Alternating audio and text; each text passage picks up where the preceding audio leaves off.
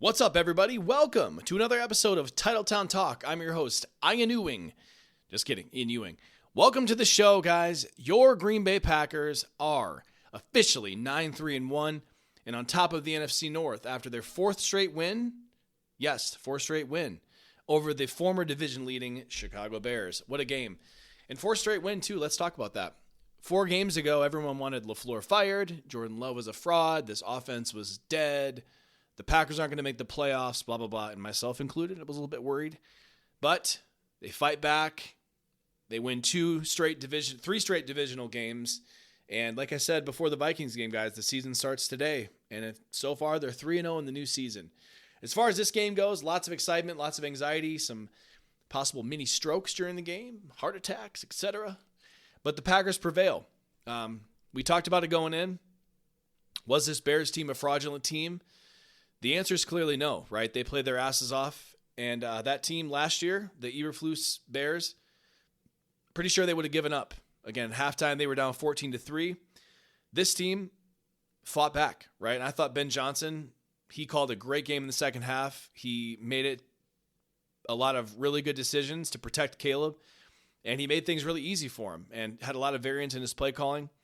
Ultimately, though, the Packers did prove that, at least as of this moment, they are the better team. I think that's pretty obvious. Let's go through the game summary quick. Let's go through the stats, team stats. The Bears did gain 315 yards, but they only had 177 yards passing. So Caleb, I believe he threw the ball 36 times. Let me verify that.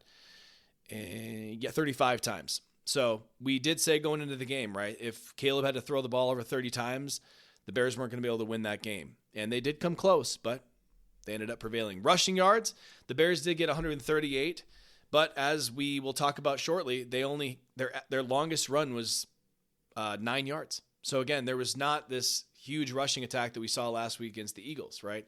The Bears only averaged 4.6 yards per play. The Packers averaged 6.5. The Packers did outgain them 337 to 315.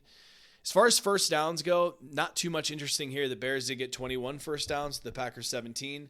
A lot of that has to do with the explosives in the game. Third down efficiency was interesting. The Packers were 8 of 12 on third down. They are now back in first place as the best third down team in the NFL, which is interesting. The Bears had a pretty decent third down showing themselves. They were 8 of 16. A lot of those did come in the second half, though. In the first half, the Packers did button them up pretty good on third down. This is the crazy one, though. The Bears ran 68 plays. The Packers ran 52. And as we'll talk about shortly in the drive summary, the Bears had the ball a lot more than the Packers did in the second half, at least in time of possession. The Packers had 3 real drives in the second half, 2 punts, and then a touchdown. And then they did get the ball back at the end for the kneel down, right? This is the interesting part, though, and we'll talk about the officiating, guys. We will talk about the officiating. The Bears, they only had 4 penalties for 17 yards, whereas the Packers had 6 for 55. And like I said, we will talk about that. Both teams threw an interception. The Jordan one we'll talk about in a minute as well. Back to time of possession. 33 minutes for the Bears, 26 for the Packers. And that really did, make it to where the Packers only scored 28. I felt like they were moving the ball really, really well. But they only scored 28 because the Bears did a really good job in the second half of holding onto the ball. So ultimately, story of the game was the Packers offense, and particularly Jordan Love. He played yet another incredible game. Jordan at this point is playing quarterback better than the vast majority of the league right now, outside of Matt Stafford and Drake May, I would say. I think Dak is playing well, although I don't think he played well against the Lions. The keys coming into the game, right? We talked about it. Give Jordan the keys, let him cook this defense, right? If the Bears can't get turnovers, they're bad. 30th in the NFL in EPA per play. So you knew that if they could take care of the ball, the offense could dice up this defense, and they definitely did. Now, the Bears did get their turnover in the opening drive. Jordan threw an egregious interception. I don't think anybody will deny that it was a bad one. He was trying to throw over top of C.J. Gardner-Johnson, I think. Again, I'm not even sure that that's true. He said the ball came out of his hand weird. I would say that's an understatement, that it came out weird. I think he saw Matthew Golden crossing there, and he's like, oh, he's open. And I think right before he threw it, he saw CJ there in the middle, and he sort of was indecisive there and second guessed it. I think that's what took the air out of the ball. But regardless, they get the interception. The Bears do. They go down. The Packers stop them. They don't have to. They end up punting the ball. So again, the fact that it was 1-1 in turnovers, the Bears had to get turnovers. They had to win the turnover battle to win this game. And the Packers did not allow that to happen, right? The other issue, guys, and we talked about it going in, right? The Bears just could not get pressure on Jordan. When they sent the blitz, Jordan diced them up. We'll go into some stats here in a minute that were alarming. Again, the other key for the Bears, right, was they needed to run the ball. I said they had two paths to victory in this, or one path to victory, and it was two things. Both had to happen. They had to win the turnover battle, and they had to run the ball effectively. And they did not win the turnover battle, and they did not run the ball effectively. I would say they were okay running the ball. It felt like in the second half, the Bears did get it going a bit. They did, they were moving the sticks quite a bit, particularly on the 17-play drive, which we'll talk about. The Bears' longest run, though, was only 9 yards. So the run game, while it was effective, as we talked about, right, Caleb needed to beat you. And we said it going in. If Caleb has to throw the ball 30 times, the Bears will not win this game. And while he did make some pretty incredible plays in this one, when he had a chance to win the game at the end, he made the poor decision. I shouldn't even say poor decision, just a poor throw. So, again, really exciting game. The Packers had many paths to victory in this one, and they saw their way to the end, right? The Bears had one. They had to have two things happen. Neither happened. So, again, the keys to victory are pretty accurate. Let's touch on the officiating really, really quickly. I thought this was one of the worst officiated games ever, and you guys know, you haven't heard me come on this podcast much and talk about officiating because ultimately, nobody cares. Every week, the officials do something bad. So I never want to be the guy who's just whining and crying about the officials, but this was just a really bad game. And people who don't normally even talk about officiating, like Sam Munson from the 33rd team, I've never heard him talk about officials, and he said this was the worst game he's seen. There were other guys who said the same thing, national pundits, not Packers homers like myself. The first one was the incompletion to Colson Loveland. To me, that looked like an interception. The ball never touched the ground. So they initially called it a catch by Colson Loveland, which I thought was crazy. LaFleur challenges it.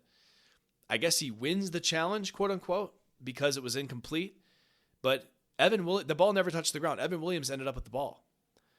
Now, I guess the only argument you can make, and I certainly don't think it's a coherent argument, was that the ball did get knocked out of Evan Williams' hands when he got to the ground. But to me, he already had possession of the ball. That's just like, catching a first down and then knocking the ball out of your hands, right? I thought that was a really bad call. The last thing that it could be there is an incomplete pass. It's either a catch by Loveland or an interception by Williams. I thought that was terrible. I have no idea why it was officiated that way. It was not explained either way. The second one was the catch called a drop for Luke Musgrave. So again, the Packers, they get a stop on Chicago after they turn the ball over. The Packers go 5 plays, 15 yards on that drive. They get one first down. They then throw the ball deep to Luke Musgrave. He lays out. It's a beautiful ball by Jordan. Put a ton of air under it, ton of touch under it. And then Luke Musgrave catches it, diving, right? Now, the ball did move a bit, touch the ground a little bit, right? But he did get the arm underneath it. It was called a catch on the field. So again, if you guys go by the rule book, whatever the play is on the field, they have to see very clear evidence that it was not the play or not the case. To me, there was no obvious evidence that they could overturn it. And they did. They overturned it, said incomplete pass. Now, I thought it was also strange. They went to commercial break right at that point. I just thought that whole play was strange. They didn't even explain it. They just said the ball was incomplete. To me, that was an obvious catch.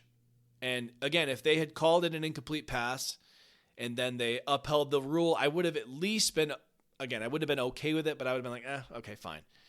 To me, the fact that it was called a catch and they overturned it, that was BS. I just thought that was crazy.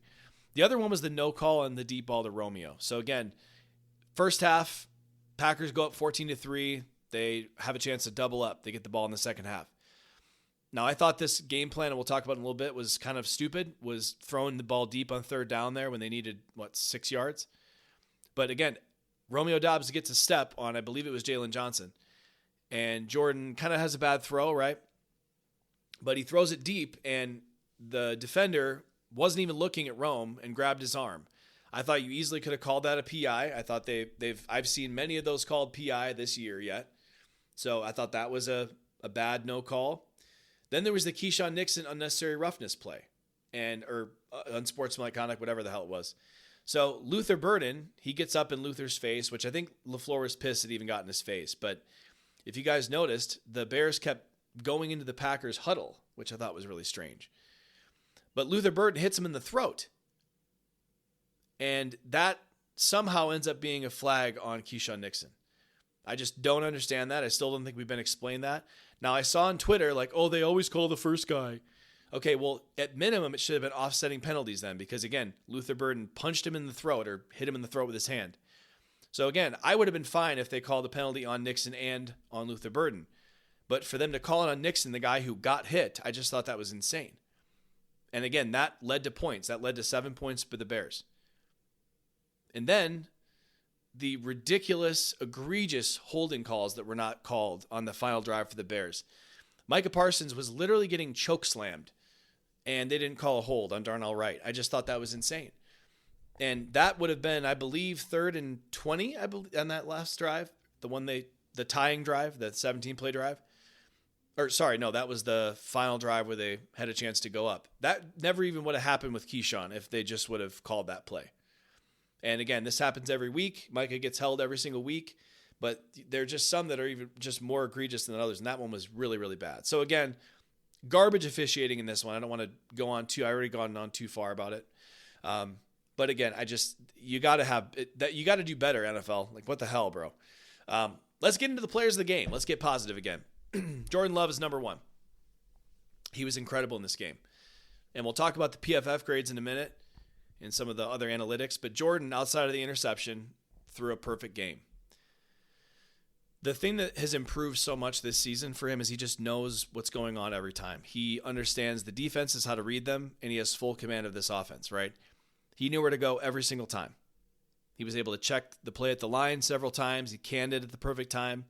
And every single time that Dennis Allen blitzed him, he had an answer. He was one step ahead of the defense the whole game. I thought it was incredible. Now, Jordan, after this game, is now 3rd in MVP odds. Like I predicted going into the season, I told you guys he was going to be in the MVP conversation all year. Now, I still think it's going to be a virtual impossibility for him to actually win it with the way Drake May and Stafford have played, but he's in the conversation and he should be.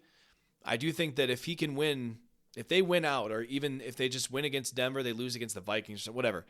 We'll get into the percentages at the end. But if they win out and the Packers get that number 1 seed, which they have a chance to do if they win out, Jordan's going to be in that conversation. And that would require the Rams losing, which would mean that the Packers essentially played better down the stretch. The thing I want to talk about really quick is the way that Jordan responded to the interception. He was completely unfazed. He came right back down. Now, he did, again, threw the ball to Musgrave. Should have been a first down. Should have been inside the 30. But again, he responded. He did not let it get in his head. He goes out and scores a touchdown the second drive after that. And the thing I love about Jordan is he's unflappable. And one thing that Aaron Rodgers, especially early in his career, struggled with, when he threw an interception, he would often let it get to him. Go to the Buccaneers game in 2008, for example. He threw that pick 6 in that game. He got totally rattled. Even the Buccaneers game in 2020, it was like week 5 in 2020, he threw like 3 picks in a row. And again, Jordan Love is probably never going to be Aaron Rodgers, and that's okay. But Jordan is playing at an elite level right now when they need it most. So again, this is the most important part, is he's been playing well all season, honestly. He's just been getting more help the last few weeks. But he's number 1 in the NFL in EPA per play after 14 weeks, which is incredible. And if Jordan keeps playing like this, the Packers really can win the Super Bowl. It's that simple. Now, will they? Will he? We'll see, right? We'll talk about him in a little bit.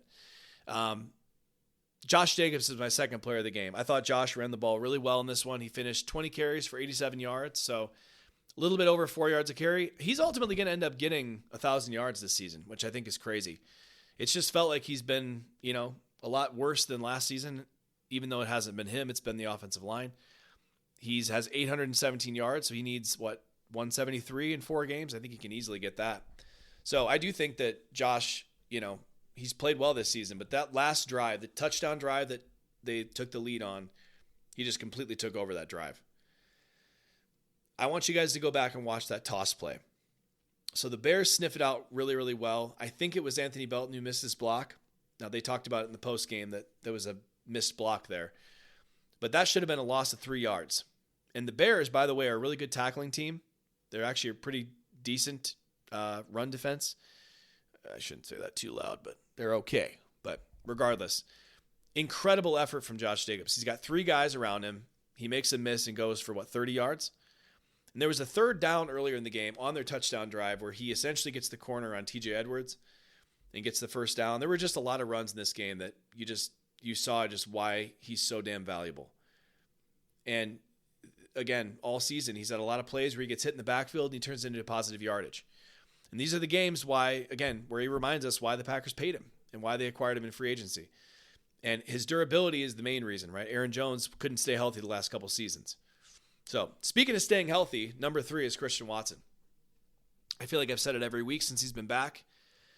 He is the Packers' number 1 wide receiver. It's all you guys have been hearing for the last 3 years. I've been hearing it too since Devontae left. The Packers don't have a number 1. The Packers don't have a number 1 wide receiver. How can they win the Super Bowl when they don't have a number 1? This dude's averaging over 2 yards per route run since he's gotten back. That's top 10 in the league. He's averaging 18.2 yards per catch. And that's only behind Alec Pierce from Indy, by the way, who I love.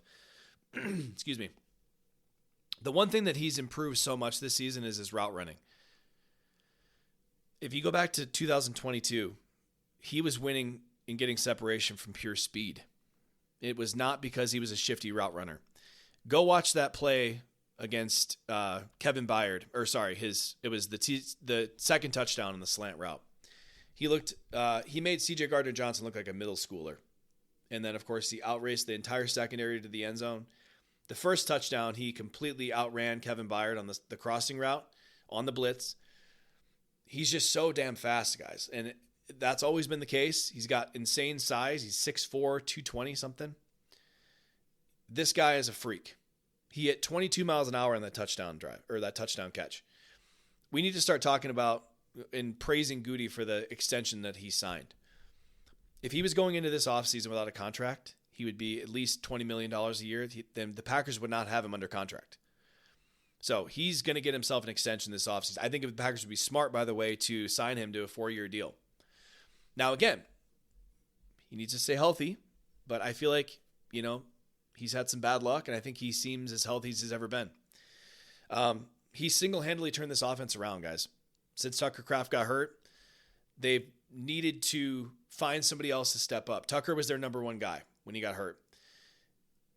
Essentially, Tucker gets hurt 2 weeks after Christian comes back, or maybe it was the next week after. Excuse me. And then he single-handedly turns this offense around. I think the Packers need to give it to him more than they do. They need to design an offense around him. Guys, he tore his ACL less than a year ago, and he's out there making plays like this. It's incredible. I cannot say enough about Christian Watson. Keyshawn Nixon, my God. He's gotten a lot of shit the last 2 seasons, and myself included, I've given him a lot of shit. I've probably been a little higher on him than Twitter and the public, but I've been a bit skeptical about his ball skills and if he's good enough to lock down some of the top guys, right? Especially the guys they might face in the playoffs, Puka and Devontae. Like, can he cover Devontae one-on-one? No chance. Can he cover Puka one-on-one? No chance. Now, granted, that's not how it works, but I'm still a little concerned about that, but he plays ass off in this game. The hands of the face penalty, that hurt for sure. That's going to happen from time to time. And I know he got pulled on the personal foul, but he shouldn't have been penalized, or the bare minimum should have been offsetting. He did get beat on the Zacchaeus touchdown, but again, that was perfect position by him.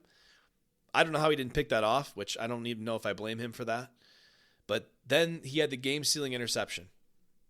So I think it was Cole Kmet, whoever it was. The guy that he was covering, the tight end, was not even his guy. His guy was DJ Moore. Evan Williams admitted after the game that he missed his assignment. He was supposed to have the tight end, but Nixon, he must have remembered the play from last week. This is a clone copy of the 2-touchdown, go-ahead touchdown against the Eagles, where Caleb Williams rolls out to the left, hits Kmet in the end zone. It's the same play. And this time, Keyshawn read it perfectly. He was back there to make the pick. Just incredibly clutch from Keyshawn. And he did have a really good coverage grade from PFF, which we'll talk about in a minute. He was just so good in this game. Micah Parsons. He's in this damn list every single week, but yet again, he blew up 4 plays single-handedly. He was responsible for Enigbari's sack, where he blew up Jonah Jackson. He's just, again, I cannot say enough about how good Micah is. Now, he didn't get a sack in this game. I know the stat heads will say, he didn't have a sack. But he's just a complete game wrecker. He did it again in this one. And again, he should have had more impact if he actually gotten called from holding on some of those, right? I cannot say enough about Micah. These division games, he stepped up like crazy, and we'll talk more about that in a little bit. Let's talk about the offense. Starting with the top 5 graded players from PFF. Jordan, no surprise, a 90 grade from PFF, the 4th 90 grade of the season for him. This is incredibly hard to do, guys. Even in Aaron Rodgers' best seasons, he didn't have 4 90 grades. And you can disagree with PFF, that's fine, but they're at least a baseline. Aaron Rodgers' 2 MVP seasons, he didn't have 4 90 grades. And he did that with 1 interception in this game, by the way, on his report card. He had a 99.7 grade against the blitz. I had to double check that. That is a real number, 99.7. Just so you know, 100's perfect. He had a 99 grade against the blitz. He was 9 for 12, 177 yards, 3 touchdowns, 3 big-time throws. We said it going in. If you keep Jordan clean, he's going to kill the Bears. He was pressured only 9 times in this game. So the Bears, they could not get to him, and he made them pay for it. Josh Jacobs was number 2, 84.4. It's his best grade of the season. Number 3, Christian Watson, 83.2. Another 80 grade from Christian. Number 4 was Luke Musgrave, 77.5. That deep ball, I think they gave him credit for a catch on that one. He had that really nice first down on the out route, too. The one that was, I think it was in the first drive. He's definitely stepping up, but I will say this. Luke Musgrave should not be used the way Tucker Kraft was, and I think LaFleur is finally figuring that out. He's a guy who should be taking linebackers and safeties deep, running up the seam, running those out routes to the sidelines. He's not a yak guy. The dude falls every time he catches the ball. So the way they've been using Luke Musgrave the last few weeks is sustainable, and that's how they should use him. And in this game, you saw it. I know that catch didn't count. I still think it was a catch. That's the way you need to use him. And he could be very effective that way. Number 5 was Zach Tom, 77.3, 86 run blocking grade. He stepped up big the last couple games.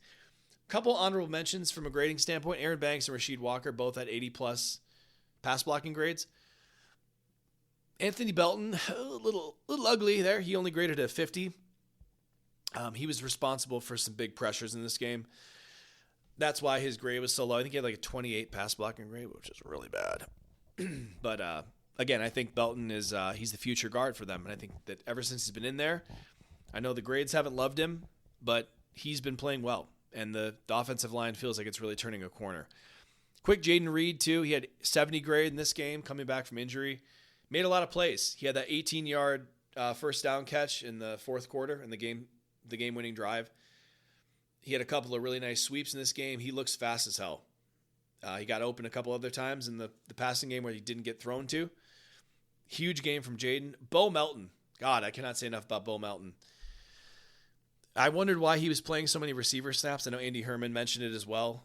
There were others on Twitter that were talking about it during the game. Turns out Matthew Golden and Dontavian Wicks were still dealing with injuries. They didn't play a lot of snaps. So Bo Melton comes in, and he got open on a deep ball and scores a touchdown. When I saw 16 break open deep on that touchdown, I was blown away by it. Not only that Jordan got it there and threw it, I would say he should have led him a little bit more to the right side there, but for Bo to get open deep like that, and again, this guy doesn't even play receiver anymore. Now, granted, he can and he has been, but he's a cornerback. Offensively, overall, I won't do too much more talking about it. But let's go through the drive chart really quick. So the first drive, 13 plays, 37 yards, pick.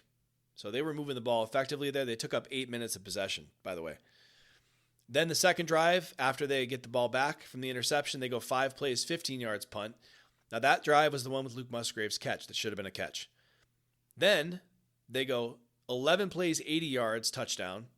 That was the first drive, the Christian Watson touchdown. Then they go 4 plays, 60 yards, touchdown. That was the Bo Melton touchdown. The third quarter, they get the ball back, right? They have a chance to go down and double up. They go 3 plays, -1 yards, punt. And that was the missed PI call on Romeo. I think that should have been a PI, but either way, I thought that was an overly aggressive play call and execution by the Packers. Then they go 4 yards, 63 yards, touchdown. That was the Christian Watson slant route. The Bears go back and answer, and the Packers get the ball back, 3 plays, 6 yards, punt. It's a bad execution. I believe there was a penalty in that drive as well. And then the fourth quarter, they go 8 plays, 65 yards, go-ahead touchdown. So they have essentially 4 possessions in the second half. 2 touchdowns on 4 possessions. Solid. Pretty damn good overall. The offense, I thought, was ahead of the defense the entire time. Now, I'm really confident that if they did not turn the ball over, they would have scored on that drive, and that would have made it at least 31 points, if not 35. So Jordan's pick was really the only reason it wasn't bigger. The only other issue I have, like I said, I thought they were a little too aggressive on those punt drives, especially out of the second half. They tried to go for the kill shot, and I just think they should have taken their time there a little bit. Again, after losing Tucker Kraft, we felt like the Carolina game, they felt it. They felt in the Philadelphia game, they had to change what they were doing. And everyone was calling for Matt LaFleur's head, myself included, was a little skeptical. I was never calling for his head. But they really found a way around it and a path forward. I think Jaden Reed coming back is massive. And again, Golden and Wicks were back in this game, but they really didn't even play that much. So all this happened without Wicks, by the way, again, who single-handedly won that Lions game last week. It just shows you how gifted this team is. I just think the offense has played at like a B-plus level. We haven't even seen their A game yet. I think we still have a chance to see it this season. Let's go to defense. Top 5 on PFF's grading here. Keyshawn was number 1, 82 grade, 90 coverage grade. So I thought that, again, he's gotten a lot of shite from people, rightfully so. The Bears have a couple good receivers. I think Luther Burden is really good. DJ Moore is really good. For a 90 coverage grade here, I was really impressed. Javon Bullard, number 2, 75.2. Another 70 game for Javon Bullard. I mean, there was a chance he wasn't even going to play in this game. And when he was out there, he was really good. He's just so damn fast and explosive. He's a great tackler. He's continued to hold up well in coverage. Bullard is going to be, I already think he's a really good player. I think he's going to be elite. He's been playing elite the last 5 weeks. Just keep an eye on Bullard. Evan Williams, number 3, 69.9. He had that near sack on Caleb. I thought that was the one big miss in this one. He blitzed. He completely pancaked DeAndre Swift in pass pro. That was the play where Caleb hit Kmet deep on the sidelines. But I thought that Evan should have had a sack there. He needs to wrap up Caleb there and finish the play. But another good game from Evan Williams. Number 4, Carrington Valentine, 67.8. He did have a 78 tackling grade in this one, which is interesting. And then number 5 was Edgerrin Cooper, 67.5. 73 run defense grade. So again, that's why Edge Cooper is so important, is the run game. He was just hitting incredibly hard in this game. He had that play against Monangai where they both basically just depleted each other. I think it chipped Edgerrin Cooper's helmet. But he had a couple plays in this game where he just blew up the play. I mean, Edge Cooper is playing really, really well after a slow middle of the season there. Super, super impressive from Edge. Moving on to Micah Parsons. Micah had 7 pressures in this game. Rashawn Gary had 4. I thought he played a pretty good game. Rashawn Gary did. Kingsley Enagbare had 2. He obviously had the sack as well. They pressured Caleb 18 times. So again, we've heard all about how this offensive line is so good. So good, bro. They're the best offensive line in the league. And they are really good. Don't get me wrong. But the Packers have 18 pressures against this offensive line. You should be really proud of that. Let's go through the defense, the drives for the Bears, right? Now, again, I thought the Packers did really, really well in the first half, and it showed, right? 3 plays, -5 yards punt for the Bears, the first possession. Then they go 3 yards, -5 yards, or 3 plays, -5 yards punt. Then this is all in the first quarter. 5 plays, 15 yards punt. Then in the second quarter, they do have an 8-minute possession. They go 14 plays for 60 yards field goal. And that drive was, I believe, the personal foul drive, I think. And then they get the ball right before half. That's the one where Kingsley Enagbare sacks him. They go 4 plays, 12 yards punt. Then the third quarter comes. The Packers get the ball first. They go 3 and out. They give it to the Bears. They go 10 plays, 64 yards, touchdown. Then they go 7 plays, 37 yards, field goal. I thought that was big. They held into a field goal on that drive, but still. And then the back-breaking drive, the one that sucked our souls out, 17 plays, 83 yards, the game-tying touchdown. That one really hurt. That one really, really hurt. And then they finally get the ball back to go down and tie the game. They go 7 plays, 60 yards, interception. So again, the Bears, they did really, really well in that second half. They did not punt. They went touchdown, field goal, touchdown, pick. So again, Ben Johnson, whatever adjustments he made, You got to be pretty damn excited if you're a Bears fan on that one. So I thought that, the passing game in the first half, they couldn't get anything going. Caleb missed a couple throws that he should have hit. The running game was moving the ball. It was fine. They were averaging like 3 yards a carry in the first half. The second half, though, like I said, I felt like the defense got really tired in this one. And I thought it was because the Packers offense, they had one real drive in the second half. The other 2 were punts. So the Packers really needed to hold on to the ball and give the defense a rest. And then the 17-play drive was a killer. Tons of third down conversions in that drive. I think they had a fourth down as well. They were pounding those short 4 to 6 yard runs and just slowly moving the ball down the field. The Packers defense, though, made them earn every inch. And I know that's frustrating as a fan. I certainly was too. Don't get me wrong. But when the offense is playing the way they are, if you're forcing offenses to go down the field like that to match the Packers offense, they're just not going to be able to do it consistently. That's how the Packers are going to win a lot of games. And it's how they have won a lot of games. It's very rare that a team can go 70 plus yards on 20 plays or whatever without screwing themselves up. But again, Ben Johnson coached his rocks off in this game. They used play action on 60% of their dropbacks, the Bears did, which is unheard of. He knew that the only way Caleb wasn't going to get rocked by this pass rush, and you can tell he did not think that they could hold up. Or he just didn't trust Caleb to not screw it up. As we saw in this game, generational talent from Caleb Williams, but he's still really inaccurate. And we talked about it going in. He's just got a really poor level of accuracy at this point. It's not sustainable. And now that Caleb has a really good coach and he's able to highlight what he does well, he's also able to hide what he doesn't do well. But even on that pick, right? It's a bad throw by Caleb. The play was there. Evan Williams blew his coverage. We just talked about that, right? Caleb missed the throw. And this is why, again, if you hear any Bears fans saying about how Caleb is better than Jordan Love, it proves they don't know shit about football. It's that simple. Or they're just homers. That's not to say Caleb can't become better than Jordan. In fact, I think it's pretty possible that he could be a really good quarterback. It's scary. But he is not better than him right now, and it's not even close. Now, does he get there in year 3 or year 4? I think he's got a good chance to do that, but he's not there yet. If Caleb had to run Matt LaFleur's game plan that he gave Jordan Love, he would have failed miserably. Indisputable. Back to the defense.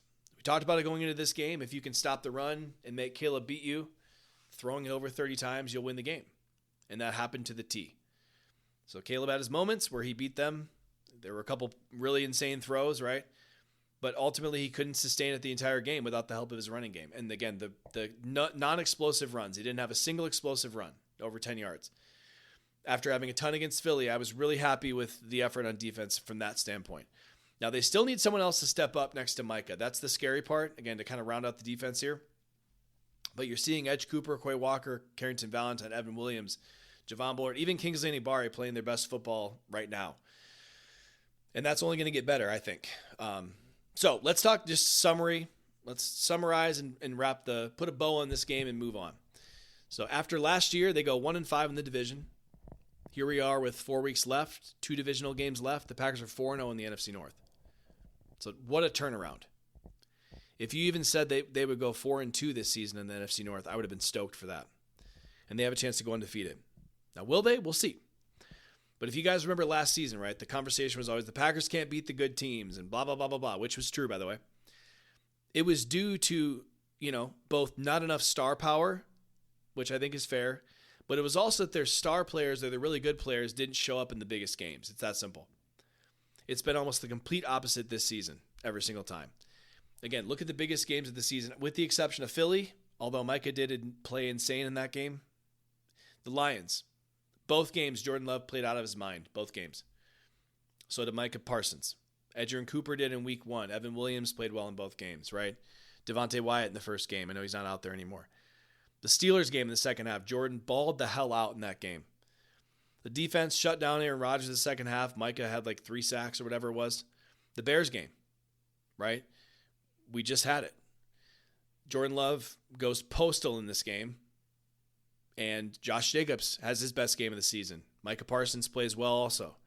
You see Javon Bullard and Edgerrin Cooper step up, right?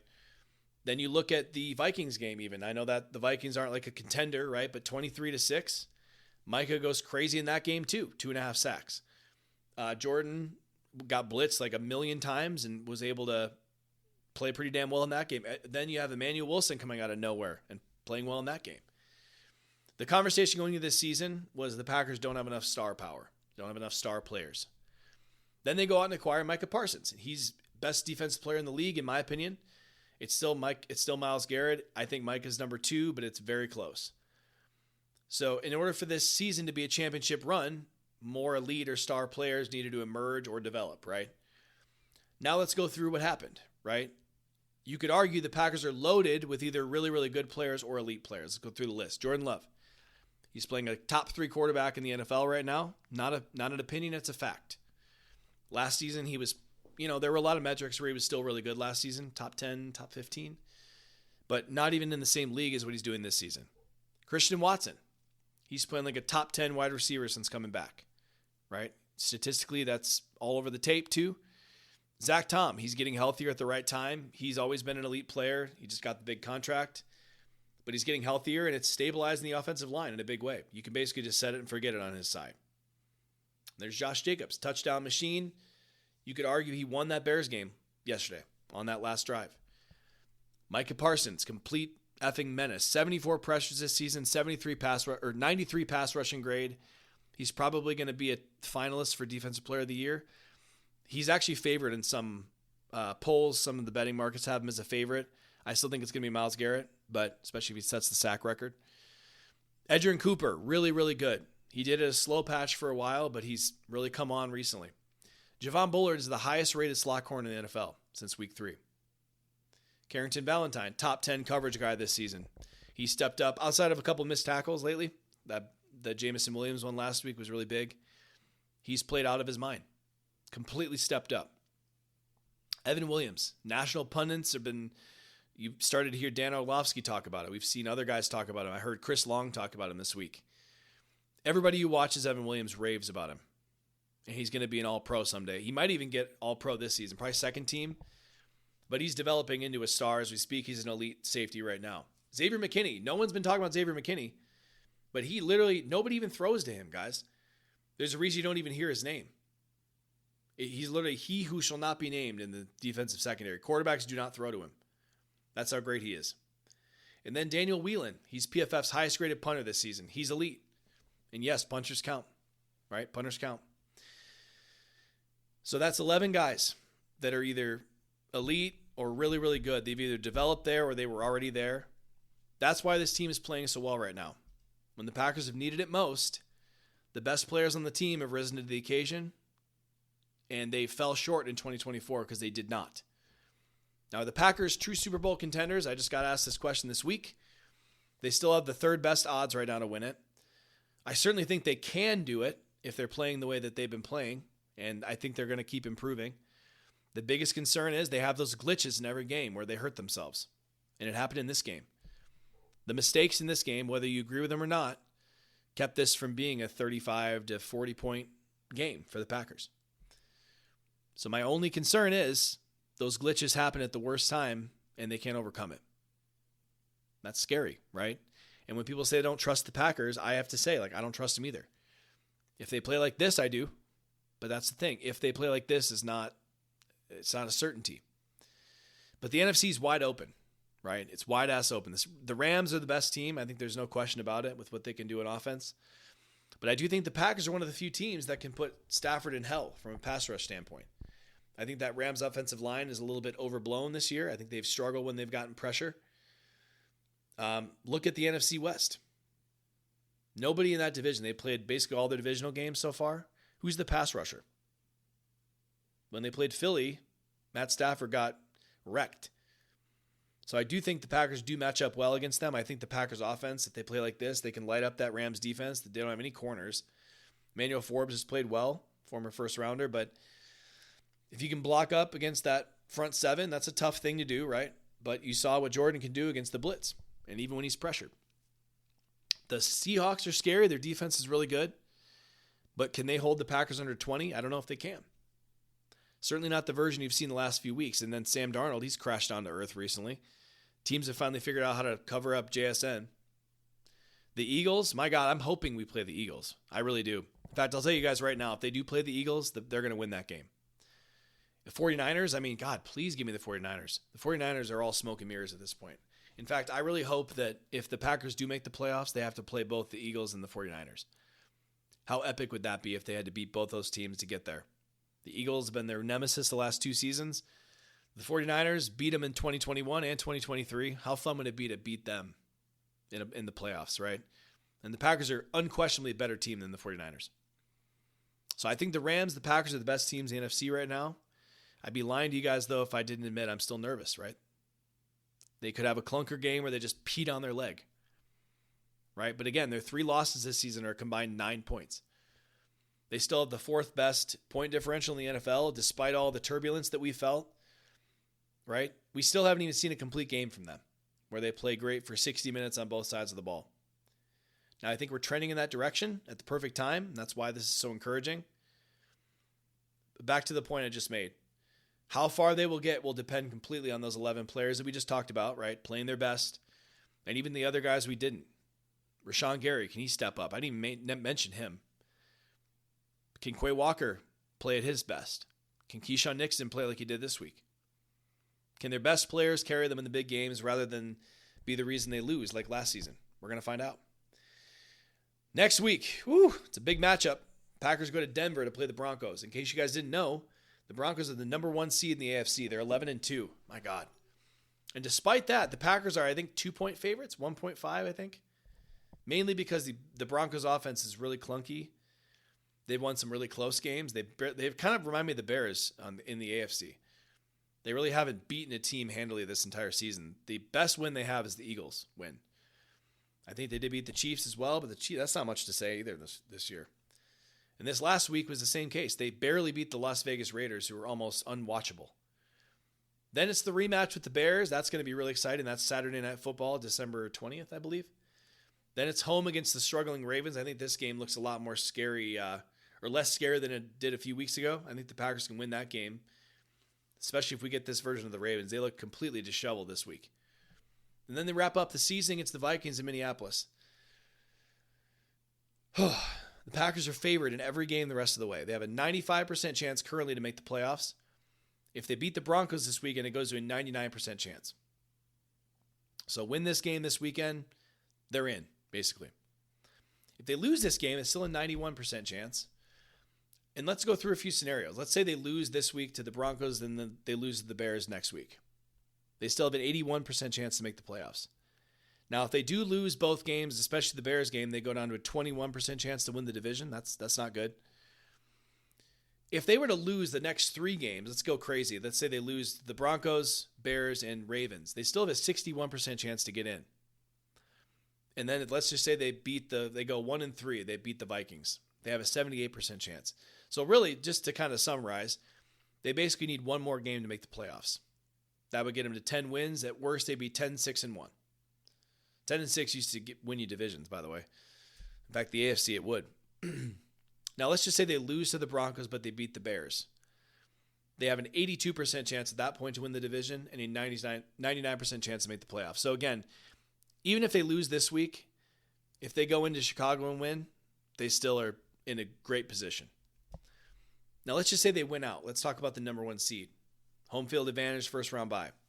If they win out, so they go 4-0 the next few weeks, in other words, just win the games you're favored in. They're favored in every one of these games, right? They have a 61% chance to be at the 1 seed. So they can't lose another game. If they do lose another game, that goes on to a 6% chance. So I do think that it's perfectly reasonable that they do get the number 1 seed if they win out. What a crazy thing that would be. And again, that's just winning the games you're favored in. One more scenario. Let's say the Packers beat the Broncos this week, but they lose to the Bears. That would still give them a 99% chance to make the playoffs, assuming they beat the Ravens and Vikings, obviously. And then it would still give them an 82% chance to win the division. That's how important that game was. They could lose to the Bears and still win the division. That's how impactful that win was they just got. So ultimately, they just need to win any 3 games to win the division. Any 3 games will do it. That's what I think is going to happen. I think they're going to lose one more somehow, somewhere. I don't know which one. I'm probably going to pick against them this week against Denver. I don't know what it is. I think Denver is just like, they're just super scuzzy and lucky. Scuzzy is the word my dad used to use, by the way. When someone was lucky, it's scuzzy. In fact, this week against the Bears, scuzzy Bears, he used to say. Some of my family will know exactly what I'm talking about. They were indeed scuzzy again. Dad, wherever you're at, I heard your voice the entire Bears game. Scuzzy Bears! Anyway, we'll be back next week to preview the Broncos game. It's going to be a fun one. Appreciate you guys listening to me ramble on this podcast. I didn't have a lot of notes. I just kind of ad-libbed this, so hope you enjoyed it. I will see you guys in a few days to talk over the Broncos game. Probably going to be a later one this week. Probably Friday is when I'll have the preview game out, or the preview episode out, but it's going to be a really interesting matchup. A lot of you guys are going to hear it all week. This is a Super Bowl preview. Could be. I doubt it. I don't think the Broncos are that good. But we will talk about it. Can't wait to see you guys for that episode. Hell of a win. I'll see you guys this week. Go Pack, go.